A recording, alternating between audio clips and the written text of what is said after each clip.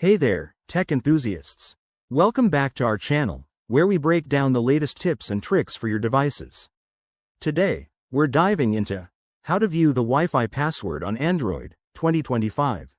With Android's evolving security features, accessing saved Wi-Fi passwords has become a bit more straightforward, but it still requires a few careful steps. Whether you're setting up a new device or just forgot your password, this guide will have you sorted in no time. Let's jump right in. First things first, make sure your Android device is running the latest version, like Android 15 or above, as we'll be using built-in features. Start by opening your Settings app. It's the gear icon on your home screen or in your app drawer. Once you're in Settings, scroll down and tap on Network and Internet. This is where all your connectivity options live. Next, select Wi-Fi from the menu. You'll see a list of available networks and your saved ones. Tap on the network you're interested in. Let's say it's the one you want the password for. Now, look for an option that says Share or Wi-Fi QR code. In 2025, most Android devices have this feature for easy sharing.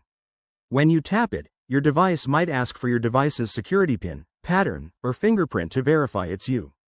This is for security, so go ahead and authenticate. Once verified, a QR code will pop up on your screen, and below it, you'll often see the network details, including the password. Yep, it's that simple. Make sure to note it down quickly, as this info might not stay visible for long. If you're on a device without this option, you might need to use a computer with ADB tools for more advanced access, but that's a topic for another video. A quick tip: always handle Wi-Fi passwords securely to protect your network from unauthorized access. And remember, if you're not comfortable with these steps, consider using a password manager app. There you have it. Viewing your Wi-Fi password on Android in 2025 is easier than ever. If this helped, give this video a thumbs up, subscribe for more tech tutorials, and drop your questions in the comments below.